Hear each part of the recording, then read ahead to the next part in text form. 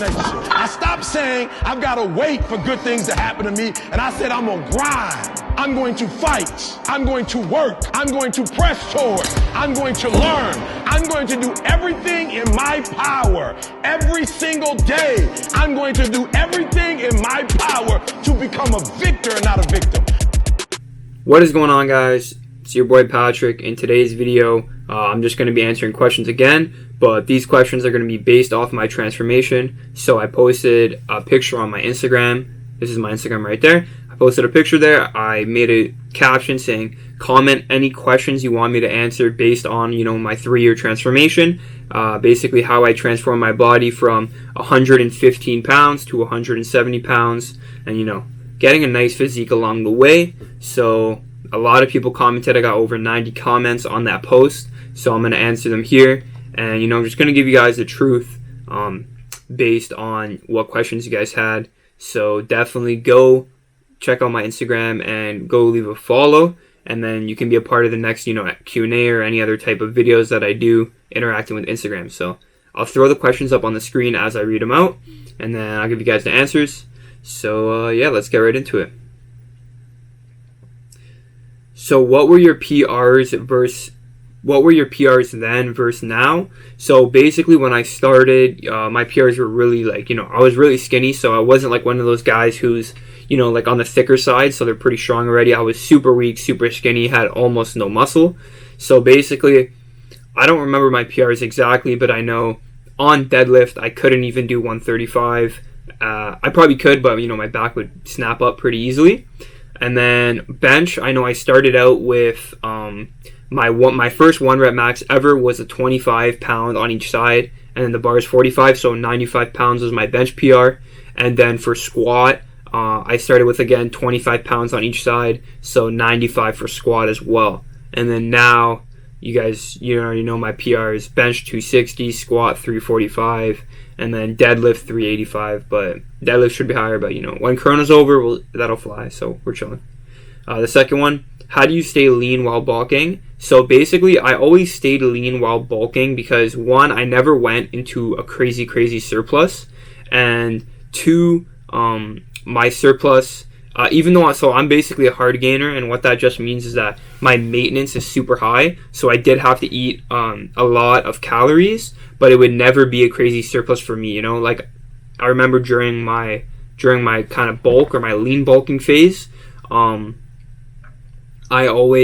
I was eating like 3,000, over 3,000, 3,300, 3,500 at one point.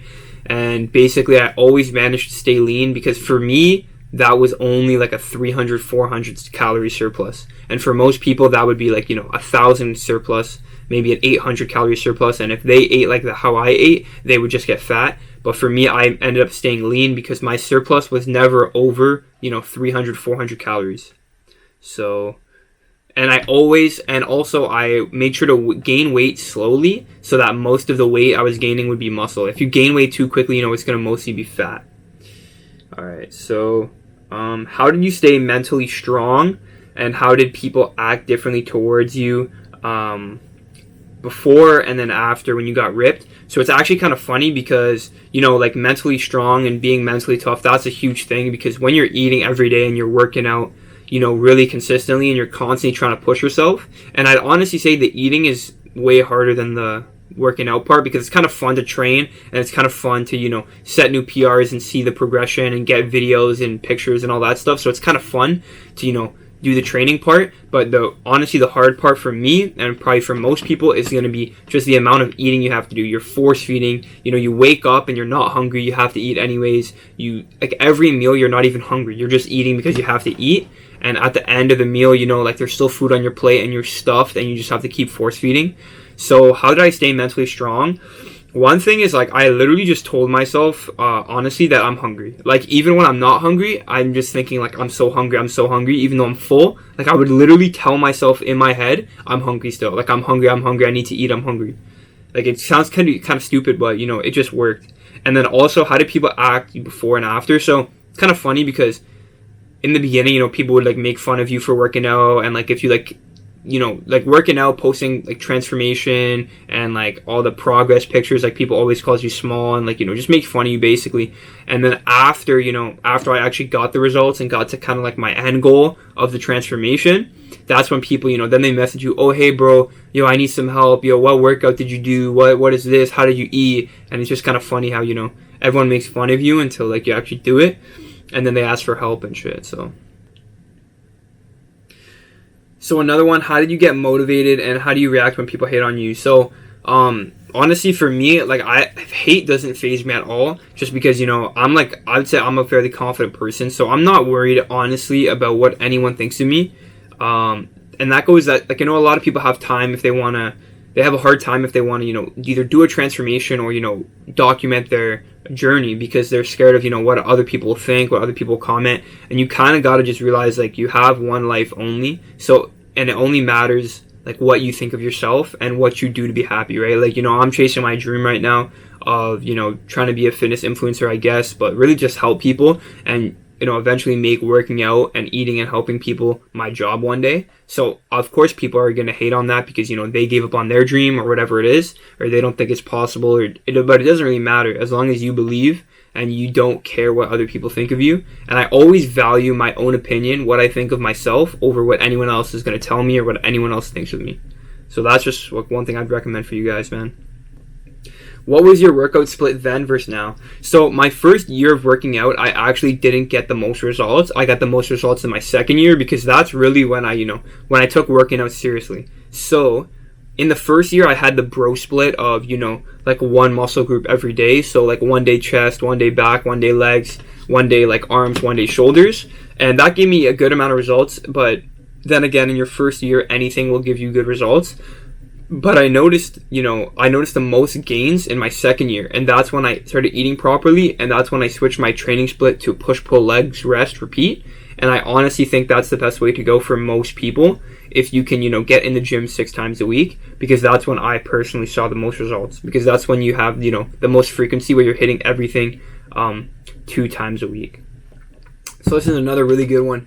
Best meal/snacks for bulking, best way to get in all your calories in for bulking. So basically, I would say the best way, personally is, what I like to do is wake up early because, then it's more time to eat during the day. And like, if you wake up at, let's say like 10 a.m., 11 a.m., then like there's so much of your day already gone that you simply just don't have enough time to eat. So honestly, get up at 8 o'clock, set an alarm, get up at 8 o'clock. And then even when you wake up, don't like go on your phone. Try to get downstairs, get cooking. And then while, whatever your first meal is, while that's cooking, then check your phone, then go through your Instagram, because that stuff's already in the pan doing its thing. You don't have to stand over it and watch it the whole time. So that's when I would say check your social medias and all that stuff. And if you wake up and you're not hungry, I suggest get cooking right away, because you don't want to be kind of wasting time where you're hungry and you're not able to eat. So get cooking right when you wake up, even if you're not hungry, and then by the time the food's made, you'll probably start to be hungry or start to be able to eat. And then another thing is I eat right before I go to bed. So honestly, if I go to bed at 12:30, I'm eating until 12 o'clock. So my last meal would be 12 o'clock.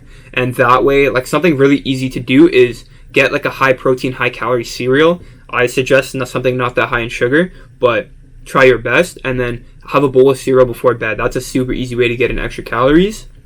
And also really good snacks are, of course, protein bars, but mixed and like assorted salted nuts, because nuts are very high in like, natural fat. So they have really, really high calories they're really calorie dense. So you don't have to eat a lot of them to get in a lot of calories. So I'd suggest that's another thing that's a really good, bulking snack or whatever. So how much were you eating when you were gaining, and what did you do when you didn't feel like eating but still had to eat? So when I first started, like my first year, I was eating about 3,000 calories, and that was when I first started training. So that was a lot of food for me. And then eventually, so that was like when I was at 115 pounds, and that basically 3,000 calories got me all the way up from like 115 to the 130, 140 range. And then once I hit that, like 3,000 calories wasn't a surplus for me anymore, because, my body kind of adapted to that because I was gaining weight, right? And then when I was 135, 140 pounds, then I had to up my calories again. So I started eating 3,300, and that got me basically another 10 pounds to like about 150. And then I was at 150, and then I had to bump it up again to around 3,600 calories, and that was the most I ate. And when you hear 3,600 calories, you think like, God, that's a huge surplus, but for me it really wasn't, and that basically got me all the way back up, or got me up to 170. So that's where I am at right now, and I honestly couldn't really eat more than 3,600 calories and I couldn't do it for that long because it's just so much food. So basically, I got to 170 on 3,600, and then I kind of just maintained here, and then now my calories have settled back down to around 3,000, maintaining at 170 pounds. So if I want to gain a bit of weight, which I probably will when the gyms open up again, I'll probably increase my calories to around 3,300 again. Alright, this is another good one for a lot of you, younger guys. How did you continue your bulk during school time? What foods did you eat during the time you were at school? So basically, there's kind of two ways you can do this, man. There's the one where you literally meal prep everything, and there's another way where you flash the wallet and you spend a ton of money, either eating at your school cafeteria or getting food like during your lunch outside of your school, because I'm guessing you're in high school, right? So you have a lunchtime, and then so what I would do is I kind of went the cheaper route, the more I guess you could say harder route, where I meal prepped everything and I brought it with me to school. So I would wake up, eat like a bowl of cereal, and then bring kind of like a breakfast / lunch meal to eat in between classes, and then a big chicken and rice meal to eat like on my designated lunchtime, and then another type of snack kind of before like near the end of school, and then come home, eat my dinner, have my protein shake late at night, and then another bowl of cereal before bed, and kind of just go with that. But yeah, meal prepping is like honestly your best friend, man. That's what I would say. Also, what's the best time of day to work out? It honestly doesn't matter. Personally, I like to work out after my second meal of the day. So I'll eat my first meal, my breakfast meal, whatever it is, and then wait a couple hours, eat my next meal, and then wait about an hour, and then about an hour later, once my second meal is kind of digested, I'll take my pre-workout, wait another 30 minutes, and then head to the gym. A lot of people like to work out, right in the morning before they eat anything. A lot of people like to work out, before bed in the evening, but it's honestly one thing that's completely up to you. Any supplements that you take or recommend, any that you discourage us from using? So, I would say the supplements that I took for my transformation was, pre-workout. Eventually, after my first year, I started experimenting with pre-workout. The second one would be a whey protein, but I just want to make it clear that whey protein is not a substitute. It's not, you don't count it as a meal. You don't count it as that protein source. It literally needs to be extra only. I only used it as extra. I wouldn't have a protein shake instead of a meal. I would never ever do that. I would eat all my meals and then I would have a protein shake. You need to add it to everything you're already doing, not replace it with something else. Just taking protein by itself, whey protein, it's not like magic powder that will get you jacked. You need something you need to add. It's a tool that you use to add on top of everything. And then the last supplement I used was creatine monohydrate. So those were basically the three main supplements. One thing I would tell you guys to stay away from is glutamine and BCAAs. You don't really need those. If you're in a surplus, you're definitely getting a lot of that stuff already in your food, in your diet.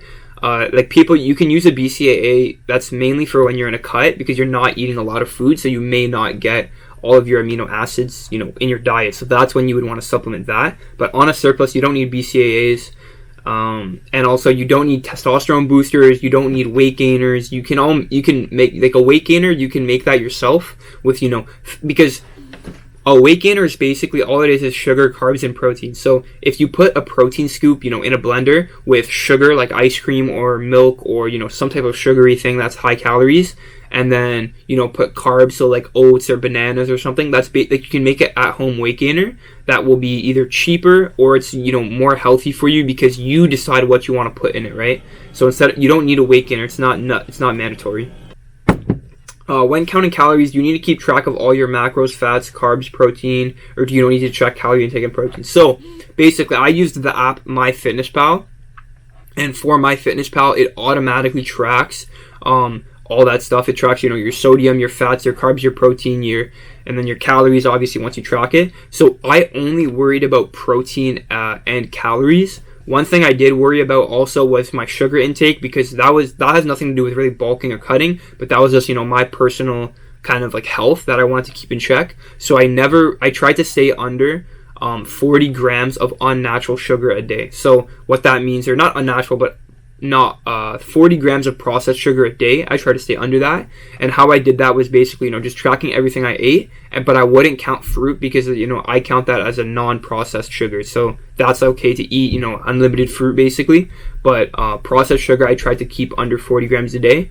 You don't really have to worry about, you know, carbs and fats. Protein and calories is the main thing. But if you're using MyFitnessPal, that tracks it for you anyways. So it's a win-win basically. If you could give only one piece of advice to someone that's trying to do a transformation like you did, what would it be?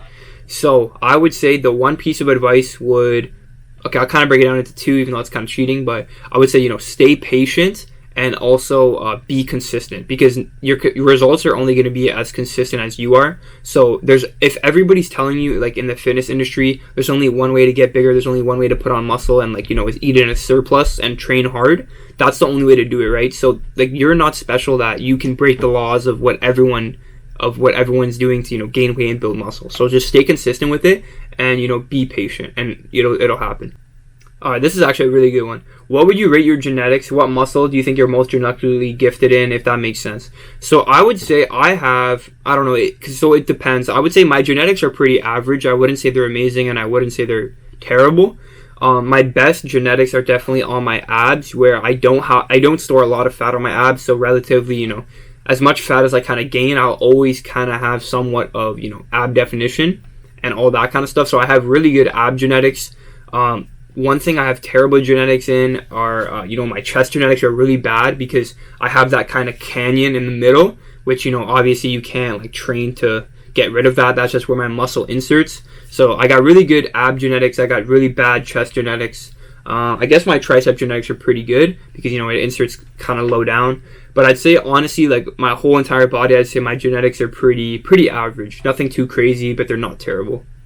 How did you balance cardio, weightlifting when you're trying to bulk? Alright, so I did have a good amount of cardio by playing soccer once a week during my bulk and stuff, and it's kind of hard to, you know, gain weight when you're doing a lot of cardio, because obviously you need to be in a calorie surplus, and then when you're doing stuff like cardio, you know, that creates a deficit because you're burning calories. So what I would do is, on the days that I would have cardio, I would of course eat more calories. And how I would do this I would kind of have, like, I guess you could say a cheat meal in a sense, but not really a cheat meal. But I'll tell you, my favorite one was, I would have this pack of chicken wings. And the chicken wings would, you know, it's a good healthy source. It's chicken wings, basically just regular chicken. But it would have a good amount of fats in it, so that it would be higher up in calories. So it would be a pack of chicken wings, and they'd be around 1,500 calories just for that pack. And it'd be relatively easy to eat and, you know, delicious. So what I would do is, on days that I had cardio, I would eat the chicken wings instead of a different meal, and that way it would be a 1,500 calorie meal, relatively easy to eat.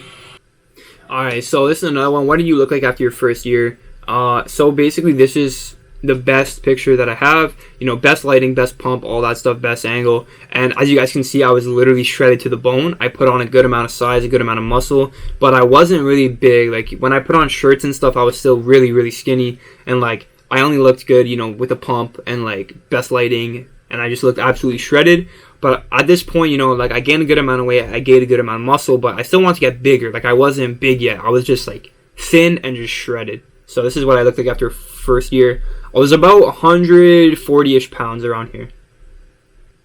Alright, so can you explain what metabolisms are? How do they work with gaining weight if you have an insanely fast one? So basically, what a metabolism kind of is that your body, the amount of calories that your body needs to, you know, kind of maintain the same weight. So if you have a really fast metabolism, that means you need a lot of calories. So like me, I need a lot of calories to maintain my weight, which is why it's hard to gain weight, because your maintenance is already so high. So that's basically what a metabolism kind of is. It's just that the amount of calories that you need to gain weight. So if if you have a faster metabolism, your maintenance calories is higher, so it's harder to gain weight because it's already high. Just to say the same, it's already high. So to eat even more, it's harder. And then if you have a slow metabolism, it's relatively easy to gain weight, but it's hard to lose weight because you're already eating so low calories just to stay the same weight. So you have to drop it even further. So that's basically how metabolisms work. And the last one is, was your transformation natural? Of course it was, guys. You know I'm natural. I have obviously thought about, steroids or SARMs before. Like almost anyone that's serious lifting, it crosses your mind. I've decided not to do any of that for the time being. If I ever was unnatural, I definitely would tell you guys, of course. I'm trying to stay definitely open about, everything that I'm doing, everything that I'm using, trying to help you guys be fully transparent. I don't really believe in lying to your audience, to sell product or sell programs or whatever that is. So I'm 100% natural.